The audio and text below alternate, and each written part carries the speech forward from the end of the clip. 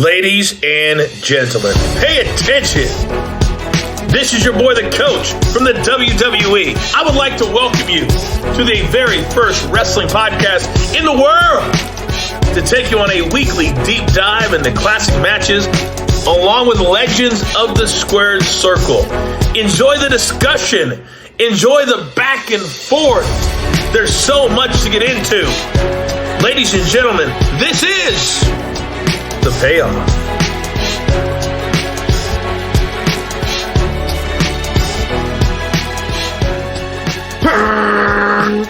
That's my diesel entrance. Close enough. I'll give it. I'll give it a 6 stars. It sucked pretty bad. In my head, it's going to be a lot better than that. That's okay. I give you 6 out of 10.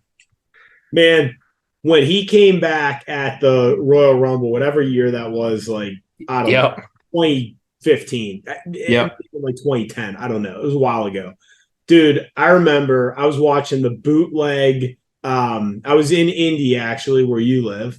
Yeah. I was at a conference and I was sitting in bed. I'm like half asleep. It was just a really long day. I believe that was the year. It was a 40-man Rumble, so it just felt like it took forever. And when that music hit, I'm like, holy shit! It was one of like just my favorite like pops ever. Just I loved it. But yeah, man, I'm pumped to cover this one. Yeah, this is like 11-year-old me. Definitely pay-per-view. Definitely watched it. This was big for me because HBK was on the rise and I was just such a fan. So anyways, I'm pumped for this one. Why'd you pick it? Who doesn't love a Bret Hart match? Plain and simple. I was always a Bret Hart mark. You know who really loves a Bret Hart match? Bret Hart. Bret Hart, yeah. Yeah, absolutely. Yeah, he'll let you know about it, too, if he doesn't like a match. This is a good one. Of course, I think Diesel was probably underrated. Kevin Nash, of course, too, a little bit at this time. He's coming off the bodyguard type stuff. Little trivia about Payoff Jeff over here. Kevin Nash was actually the first wrestler I ever met in person. Ooh. And so stood in line for about 2 hours to have him sign a WWF magazine back then. And so I'm sure my mom still has it in the basement with all the wrestling stuff somewhere. And so I've always had an affinity. He's a Michigan guy too, like where I'm from, and so kind of the same area, even Southeast Michigan. And so it's just kind of I feel a spiritual connection to Kevin Nash Diesel. So I always enjoy watching him, even long before WCW, and he was given like a lot of historical moments. I remember where I was sitting for the Kevin Nash powerbomb to Goldberg. Like, God bless Kevin Nash on that one, even after the stun gun. So, a little bit of a Kevin Nash mark here today. So I'm excited. You sound like a big Kevin Nash mark, and put him right up there with him and the big boss man. Put him up there, man. He's one of those guys that's kind of, you do it like an autograph signing at a convention. He's one of those guys that's just cool as shit that you want to sit there and talk to for a few minutes. And he said on his podcast, we don't know the specifics, he just re-signed, he said. Did you see that? Like with WWE? Yeah, he didn't say if it was a Legends. All he said was I re-signed. So I don't nobody knows what he's talking about, but who knows? Is he coming back? Is he going to be backstage? Is he going to go work with Shawn? I have nobody has any idea. I'm pretty sure those guys make a shit ton of money off NWO merchandise still. So I'm sure that's part of it. But I'm actually surprised he hasn't gotten more involved somewhere. I mean, like with Shawn or something, he just might not enjoy that at all. I'm pretty surprised though that he hasn't, he lives in Florida, I think. So any of the NXT stuff. So I don't know. All right, man. Are you ready? Let's do it. Let's get into the build. Oh, it's time for the build. All right, Survivor Series 1995. We are in Landover, Maryland, November 19th, 1995, US Air Arena. I'm almost positive this is the year they had the, I think they had Clinton and Bush impersonators or something, or maybe they just had Bill Clinton in the I vaguely remember this. Yeah. They're kind of doing the DC thing. They're presenting this like it was in DC. All right. So Dark match. Smoking Guns defeat Public Enemy. It's kind of fun. Ooh. Yeah. Now remember, we're still in the Survivor Series era for the most part. So we had 4 of these. They did 4-on-4 this year. 4-on-4. Oh, just sounds brutal nowadays. 4-on-4 matches. Yeah. No kidding, right? So Body Donnas of Skip, Rad Radford, Dr. Tom Pritchard, and 1-2-3 Kid are going to defeat the underdogs of Marty Jannetty, Hakushi, Barry Horowitz, and Bob Holly. So the cool thing is they themed these teams, which I actually think is kind of fun, but just didn't really work. Yeah, that was the highest rated match on the card too, by the way. Get out of here! More by a half a star. Maybe we picked the wrong match, but we're going to find out here. Oh my goodness, yeah, we should watch that one with Marty. We had a women's match. It's kind of crazy to think about in this era. Bertha Faye, Aja Khan, Tomoko Watanabe, and Linus Asuka defeat Alundra Blaze, Kayuki Inui, Sakui Hasagawa, and Shaparita Asari. I probably did horrible. I apologize. That's right. Yeah, I don't even know those ones. Yeah. Goldust is going to defeat Bam Bam Bigelow by pinfall. Kind of odd that this was a singles match on this show. I'm guessing this is like maybe Goldust's second match. I think he debuted it In Your House, if I'm not mistaken, and beat they just snuck in a 1-star Goldust match there for you. I don't know what the hell's going on there. I think this was one of Bam Bam's last matches on his way out. Dark Side, Undertaker, Savio Vega, Fatu, and Henry Godwin. Just let that sink in for a second. Defeated the Royals of King Mabel, Jerry Lawler, Isaac Yankum, and Triple H by countout. So we couldn't get a clean finish in that match. Your semi-main event, which I actually remember this being a fun match. Shawn Michaels, Ahmed Johnson, British Bulldog, and Psycho Sid defeating Yokozuna, Owen Hart, Razor Ramon, and Dean Douglas. That's a good match. That's some big names there. You're definitely starting to send them home happy. 27 minutes, which is just crazy. Yeah. And then your main event, Bret Hart, Diesel, no DQ match for the championship. Diesel is your champion going into this match. How did we get to this match, and why was it a no DQ match? Yeah, so getting into this one, of course, like you had Bret Hart, Diesel, you got the WWF World Heavyweight Championship. Diesel held the belt. He had actually beaten Bob Backlund after Backlund's win over Hart at the previous Survivor Series. So, like this Survivor Series, we got November 19th, the date on this one. We're going to go to In Your House 4, actually. It was October 22nd. So just a little over a month on this one. You had, just under a month, excuse me. Hart was actually the guest commentator during Diesel's title defense match against the British Bulldog. Of course, like, being allies, recently turning on the fans and aligning himself with Owen. Bret interfered in the match by attacking the Bulldog. And then because of that, Diesel was DQ'd and can't change the belt on a DQ finish. And so we get, it's one of the, can we just say first, that is one of the hardest, most the world changes, but the belt will never change on a DQ finish. And so Diesel retaining the belt in this match after interference from Bret. And so Diesel not happy about that, ended up arguing with Bret. They ended up brawling.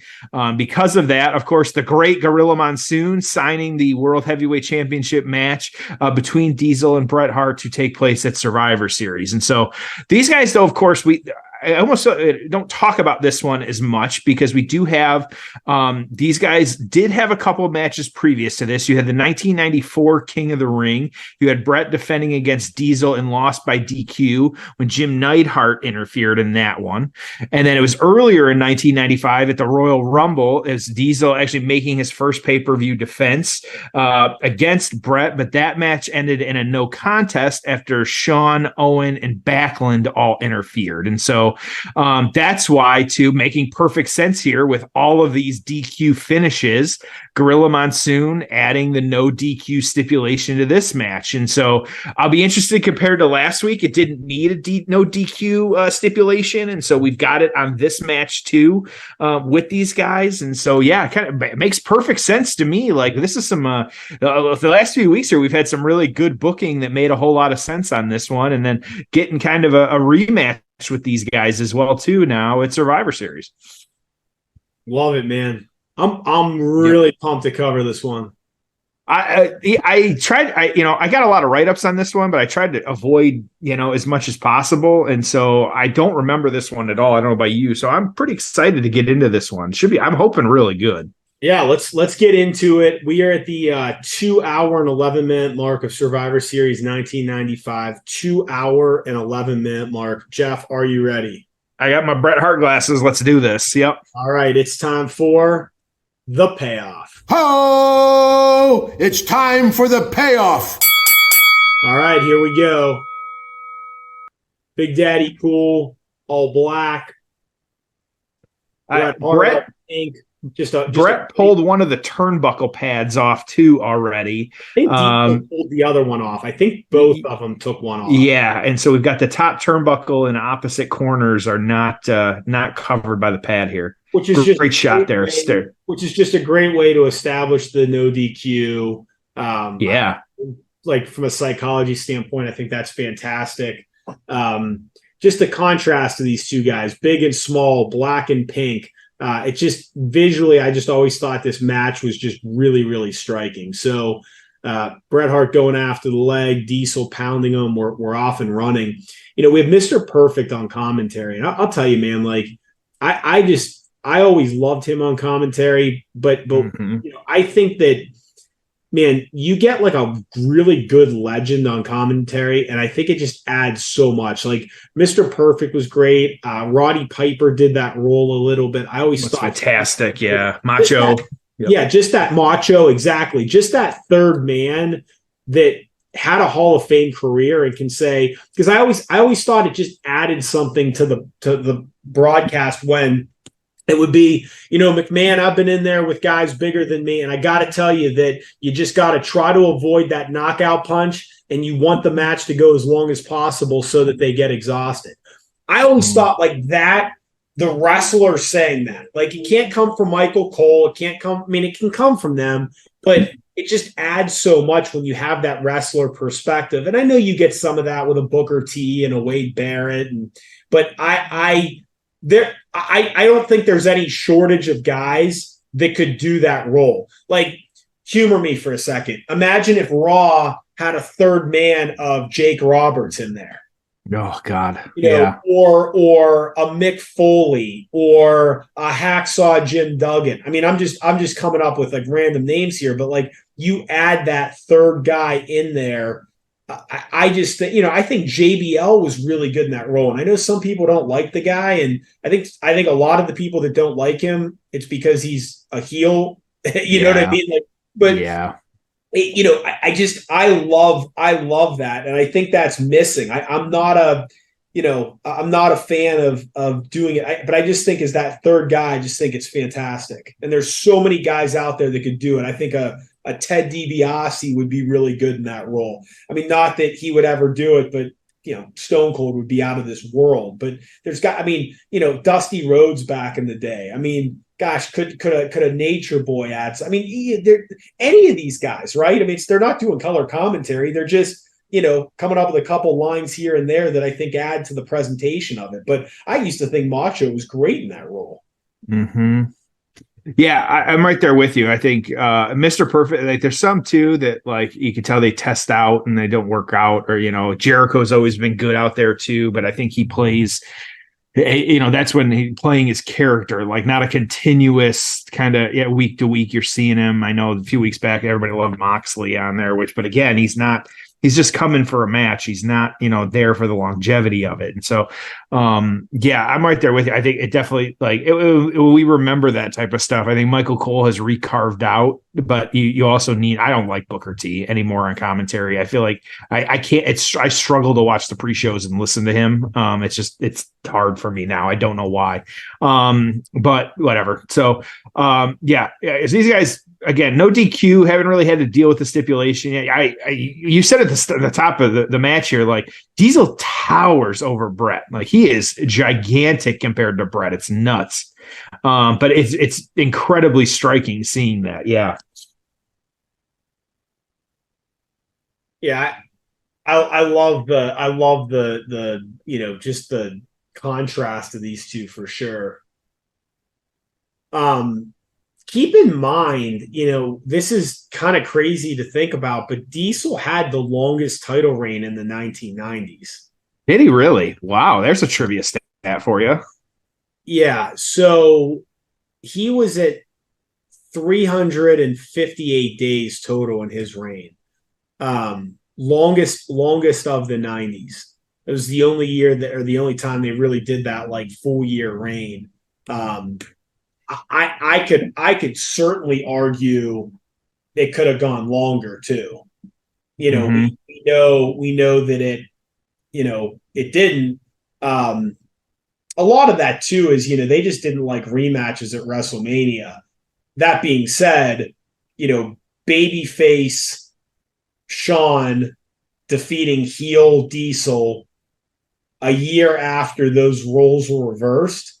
Mm-hmm. I'd have no issue with. Now I get it. Nash was on his way out. That I'm not suggesting, but I think that could have been really fun.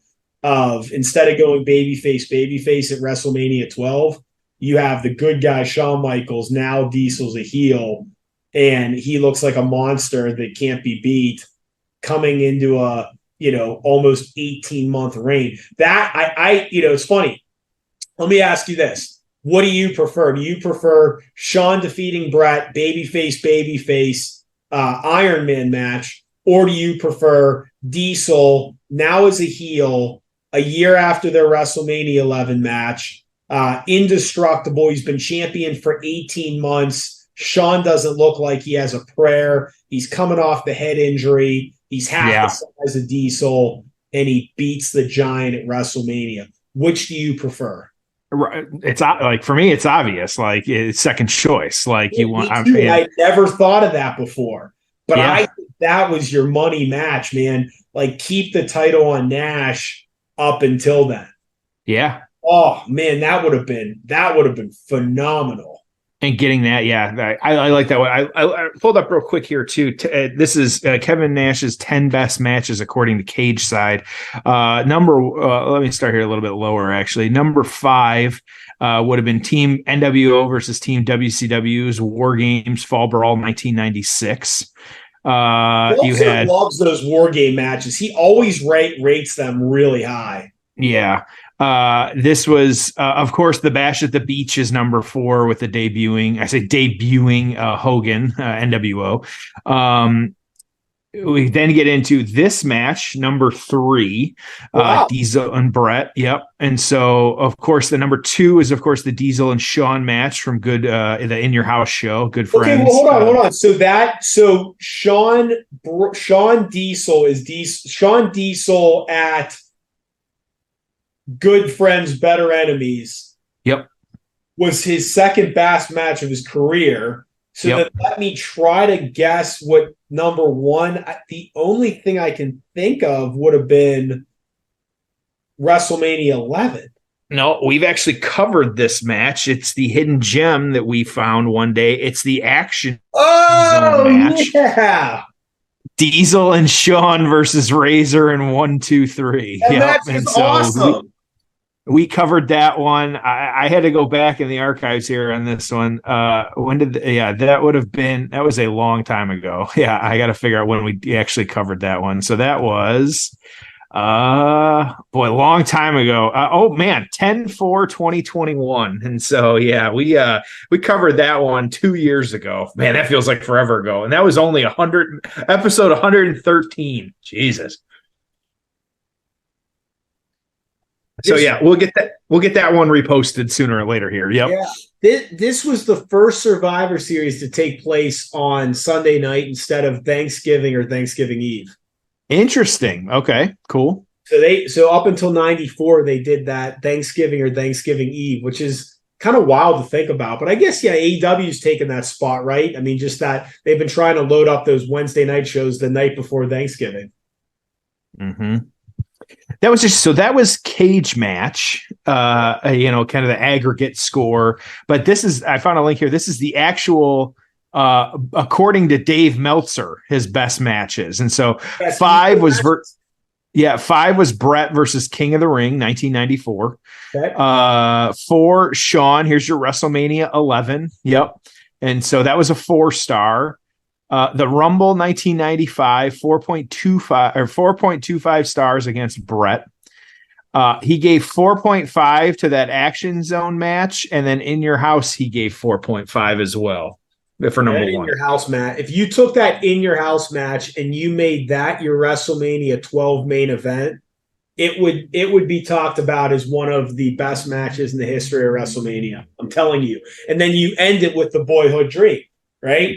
That's the boyhood dream has come true. Shawn wins in the middle of the ring. And then here, let me fantasy. Okay, so you take that match, okay? Good friends, better enemies. That's your main event of WrestleMania 12. 18-month title reign, the longest reign in the 90s, okay? Comes to an end. Boyhood dream comes true. Shawn Michaels is your champion. How do you go off the air? You go off the air with Diesel giving him a hug. Which that would end up being like, you'd remember that forever. It's one of your top WrestleMania moments ever. It's one of your top main WrestleMania matches ever. Fireworks coming out, Shawn Michaels, and the bodyguard he brought in, his best buddy, Diesel, holding up his hand, giving him a hug, fireworks going off after an 18-month title reign. That right there, that's how you end it. And then if you want to do the rematch before Nash leaves the company, guess what? Yeah, you have Nash attack him on Raw. Or, yeah, you go to the Undertaker match, and that's he puts over the Undertaker. I don't know, man. That would have been so much fun. Yeah, well, you didn't speak of WrestleMania 11. Like, Lawrence Taylor wasn't a good enough main event for you, like that. Getting into it. Yeah, it just doing that and that would have been a way to go off, because you also had Bret beating Backlund at that. Like, it was a stacked card other than that main event, really, in which it was fine, but also like not really. Do you prefer Diesel as a baby face or a heel? Oh, if I had to pick, probably a heel on this one. I think we've talked about this before. Some people just naturally kind of gravitate toward heel or face, and I think Nash plays the heel extremely well. Like, I don't remember much of his face stuff, but like playing the heel, especially like in the NWO days, like, yeah, absolutely, that's the route to go. How does a guy that's 7 feet tall and looks like that, how can he be a babyface? How does he get sympathy, right? Like, just kind of has to be a heel, right? Yeah, you can't really beat him down, like that doesn't make sense. You need multiple people, like that's just not really fair. Dealing with that, like it's not possible. Like, he should be stomping people, and that's exactly what he's doing. What got Bret doing here? He's tying, what has he got? Like a rope or something? Yeah, he's got a cable, like a camera cable, and he's tying Diesel's leg to it. Super awkward camera angle here. So a guy that so Kevin Nash and CM Punk have been butting heads. Well, I guess it's been one way because Punk doesn't really talk, so it's mostly just Nash shitting all over CM Punk. I feel like I saw a headline, but I don't know what's going on. Hey, just badmouth him on his podcast. I'll tell you, it was by accident, but the other day I was watching AEW, or I was watching on DVR. And then I was just watching that. Okay, I think the cable broke off his leg. I didn't think it would hold for very long. Bret Hart was not a Boy Scout growing up. He couldn't tie a good knot. So Punk, I I watched AEW, the episode ended, and then somehow it then went to the first Dynamite episode, which was, CM Punk coming out and cutting that promo. That was the tell me when I'm telling lies promo. Yes. And I guess I either didn't pay enough attention to it the first time I watched it, or I just was paying, whatever. Man, that was a really good promo. And I just, now we're covering a Survivor Series match. So it begs the question, could you see CM Punk at Survivor Series? Do you think it's possible? Do you want to see more of CM Punk, or are you burned out by the guy? Like, where are you on CM Punk? No, like at this point, like you're trying, you listen to the show long enough, you know how I feel about the dude. Like, you're trotting him out like Goldberg at this point. Like, enough. Like, I get he might want to be in the ring, like, but for me, he's a common denominator to backstage drama. Bret screwed Bret, Punk screwed Punk. Like, and I truly believe, like, Bret didn't screw Bret, but Punk screwed Punk. Like, plain and simple.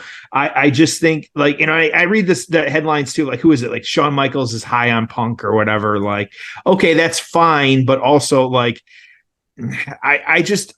there is no match in, like, WWE that I want to see that I'm like, oh man, I really want to see Punk and Cody. Like, nope, I don't. Like, oh man, like Seth and Punk would put on a great match. I'm sure they would, but I don't want to see it. Like, the reality is, I think you start going up the ladder though of, like, the players like Endeavor and UFC and the Connect. I don't know if Punk has a good relationship there, but they could say, yep, give him $5 million for a year and screw it. Like, we're going to bring him in because they're riding high on the guy. They wouldn't do that, but, like, not that amount, but also, like, let's screw it. We want him, like UFC wants him, and that side of things. And for whatever promotion, God only knows. Man, that was a huge slam off the top. He threw him 3/4 of the ring. I just, like, it doesn't excite me, but at the same time, I feel like we're going to see it because like, that's just how wrestling works. But I have no desire to see him wrestle. He's not going to beat Roman. Prove me wrong, maybe, but it's just not going to happen. And so, the pop would be insane. I think, like, bad booking. I can see them trying to bring him on as a face or some bullshit. Like, it just, there's a lot of, I would rather see a whole lot of other stuff happen before CM Punk needed to come back into a WWE ring. I'm not a fan. Okay. I'm different. I am a fan. I won't be heartbroken if I never see him again on television, but if I were going to book it, obviously coming out to that Chicago audience would be pretty awesome. At the same time, we've seen it before, right? AEW's done it 6 times, right? So it's like, at least, yeah, right. Big pop, it'll be that song, blah, blah, blah. Okay. If you're going to do it, I think he comes out, you get the big baby face pop. I think the money in him is definitely as a heel. I think you can do the Cody thing. You can do the Seth thing. If you wanted to do the Roman thing, you can. I do think there's a lot of matches that you can have there. If you wanted to, do something with Triple H, not a match, obviously, but if you wanted to play off of that real life stuff somehow, you could. Maybe you present it where it feels like Punk didn't sign a contract. So does he come out of the crowd and they don't even play the music? I don't know. It would be, I think there's something there. I think the reason and this is a bigger issue, but the reason I think I'd like him, and maybe I'm just a little stung by them letting Edge walk. Mm-hmm. Jeff, I feel like we're maybe at the beginning of the product getting a bit stale. Okay. I'm a little concerned. I think this Cody thing, it could run out of gas a little bit. The Roman thing, it's getting a little long in the tooth, and he's kind of not on TV at all. The Uso bloodline thing, Judgment Day, these things all feel like, we wanted long-term storytelling. Now I'm like, okay, but are we going too long? It's like everyone's going to hold the title forever. Everything's going to be really slow to play out. It's really early on, but it's like, okay, this Rey Mysterio LWO thing, there's not really a ton of momentum there. The new Hurt Business or whatever, it's out there. Brawling Brutes, it's out there. Like, nothing to me, there's nothing where I'm like, wow, this is just incredible right now. And maybe it's just the time of the year. Business picks up, Survivor Series, Rumble, WrestleMania season. But I am a little concerned. So I just throw the Punk thing in there of like, hey, it's a main eventer to shake things up. And to be honest with you, again, I thought Edge did that. Maybe Orton coming back will help with that whenever that happens. But I just feel like you need a handful of great stories, and I think removing Edge took one of those away. And some other stuff is just running out of steam a little bit. You think I'm on the right track, or am I not seeing the same thing you are? I don't know. I think that there are some angles that are getting stale. I think the top of the card, like that, I think someone pointed out, like we put the belts back on like Dominic and like Judgment Day, and like, I think some of that, like I saw a tweet the other day, like what's his name? Oh my gosh, with the briefcase right now. Priest. I was going to say Punisher Martinez, which was his old name. I couldn't think of his current name. Does he forget that like Seth has been beat down in front of him a few times and he could cash that in? Like, Roman's not around for him to cash in on. Like, and so like you forget, like he still has the briefcase. Like, it's stale like that. Like, there are certain things that like, is working for them. Like Rhea's going to need to break off from them and go do her own thing. Not that she needs it, but also I think like she can stand alone at this point. Like, she's going to turn on Dominic and it's actually going to be a pretty good story, I think. And so, yeah, I think that there is a lot, like, but LA Knight is hot. Like, I'm excited every time he comes out. Like, that's just great stuff. And so, yeah, I think that, does Punk reinvigorate some of that? Maybe, like, you put him with some people, but he's going to want to be at the top of the card. And I feel like there is a lot of people right now that are jockeying for that spot and deserve it more than Punk. I think that probably my overarching opinion on is like, sure, if Punk comes back, fine, whatever. I'm not going to be, upset about it, but do I want to see it? Not necessarily, but also like you got other people I think that deserve to be up there more than him. So, he's not getting any younger. Like, he didn't, like, yes, he could go, but at the same time, like his matches weren't, oh my gosh, 5-star or anything like that. Like, I don't know. Like, it's hard. I mean, like I said, we will probably see it, but I'm not riding super high on it. Dude, we were talking and we just missed the classic. Yeah. We missed one of the, biggest moments in WWE, WWF history. What just happened, and I'm hoping they show a replay here. What just happened is the first Spanish announcer table bump in history. Really? Wow. That is the first time that the Spanish announce table ever gets broken, is right there when Bret gets hit into it. I like Carlos Correa are still selling the bump. Yep. So the announcers are out. Bret's dead. Diesel limping, really selling this, limping back into the ring. Bret's dead. Diesel's about to just cover him up for the 3 count and retain the title. Diesel just heel, slow and methodical. circling around his prey. Bret's just out. There you go. There's the motion for the jackknife power bomb, which to me is one of my, I think it's my favorite power bomb, just the way he does it. So here you go. I mean, Bret can't even stand.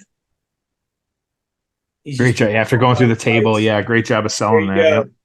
Yep. Bret just falls straight. Oh, what a great! Oh, so great. Bret is just out cold here. It's almost I remember Kenny Omega did that, and he couldn't Okada going for his finisher and Omega just collapsing, so he couldn't hit it. Boom, Bret, small package, 1, 2, 3. Bret's your boom. Diesel with some expletives. Yeah, there was a mother in there. Yep. There you go. Bret's your champion, out cold. Diesel's furious. Boom. Diesel's now a heel. Look at that. Look at that. Was that a jack? Oh, my God. How good was that? He was 10 feet in the air, it felt like. How good was that? He's taken out the referees. He's gone full heel. Bret playing possum. Not even playing possum. He is dead. Yeah. But let me be on record. Diesel should have retained and should have gone into WrestleMania. All right, let's get into the aftermath. Ho! It's time for the aftermath. All right, we're going to keep this on, but what'd you think, man? That was pretty good. Yeah, better than I remembered for sure, and I didn't remember a whole lot, but that was pretty good. Had Nash grab the belt now from Hebner, even though he just lost. Yeah, I loved it, man. I thought this was really good. Yeah, really good. Just kind of threw it down at Bret. Yep. Everybody's on their feet though, so yep. Yeah, okay. So with this, you had going on Diesel again losing to The Undertaker. It was WrestleMania 12 that following March. He had the heel turn as well too. Feuding with Shawn Michaels after he turned on him at Madison Square Garden. It was a Madison Square Garden live event. It was his last televised WWF appearance until 2002 at that point. So not a whole lot going on with that. Yeah, so you got Bret though at the same time. Royal Rumble 1996. We're going to go back to that. You had Diesel interfering on that one, but Bret retaining the championship when Bret losing to the Undertaker, but because of the DQ and all that. And so you had that. They ended up. There was actually a steel cage match at In Your House 6 for yes. What do we got here? Yeah. I'm reading it wrong. Hart retained his title once again against Diesel in a steel cage match at In Your House 6 and defeated Hunter Hearst Helmsley, who was undefeated on Raw on March 4th episode of Raw. Yeah. So, and then you ended up getting Bret in the, like we said, the WrestleMania 12 60-man Iron Man match. Roddy Piper was actually commissioner at the time. And so, yeah, we had that. So it really just all of this was the build up into WrestleMania 12, which, like I said, we would have booked it maybe a little different, but still pretty good though. So PWI 1995, Bret was 4, Diesel was 1. Like, man was a workhorse in 1995. That's almost shocking that, Bret was ranked lower on this one. So here we go. This is the torch. It was a no holds barred match and featured mainly brawling. Late in the match, Bret was sent sailing off the ring apron, flying into the Spanish announce desk, breaking the table in half. When Bret made it back in the ring, Diesel was hesitant to take advantage of him. He methodically, almost reluctantly, went for the jackknife, but Bret was dead weight, collapsing to the mat. When Diesel bent over to pick him up, Bret surprised him with a small package and revealed he was playing possum. And he actually no stars on that one. They just kind of did a write-up on that one. The torch on this one gave it 3.5 stars. Wow. Yeah, 3.5. And so Bret captured the title from Diesel. The title change was more noteworthy in the midst of reports of outside the ring turmoil within the WWF stemming from the strong power base of the Clique. Diesel, Shawn, Razor, 1, 2, 3, Hunter, and an apparent marketing switch with the WWF to switch gears from aiming to a children's audience to an adult audience. The title change meant the group's top position was no longer in the hands of one of the Clique, although only time will tell if it is temporary or not. The show also left a question in fans' eyes regarding Diesel, who strongly teased the heel turn by giving Bret 2 jackknifes after the match. How do you who are we fooling? He beat up refs and gave him 2 jackknifes. It was a heel turn. Come on. Yeah, I know, right? As Diesel appeared to have been booed by about 65 to 70% of the fans after the match, and announcers McMahon and Ross played it up as if it was a turn because it was a turn. Diesel threw Hart in the ring. He went to do the move. Hart small packaged him for the title. Diesel then jackknifed Hart twice after the bell and beat up several referees. 3.5 stars. I appreciate how he's teasing a turn, and then he literally he beat up 2 jackknifes after the bell and beat up several referees. But I don't know if he's a heel. Come on. Bullshit. So anyways, it was interesting because this match ended up, it was the number 1 best match, but it was the number 3 worst match. So I thought that was kind of interesting just to kind of put it out there. So but just being aware of that. But other than that, so we got 3.5. Where are you going to put this one? Dude, I maybe it's nostalgia or something. I don't know, but I have this at an 8. I just thought, a title change, a heel turn, the first ever announce table, spot, and then I thought the finish was excellent. I mean, I thought out of this world, man. The guy's dead, and then boom, small package, and that's how we changed the title. I just thought this was a very unique match. Now, you may look at it and go, oh, well, it wasn't as brutal as what I saw Moxley do on AEW this week. It was 1995, bro. It was just different. And for the time and what it was, I got this at an 8. I really enjoyed it. What about you?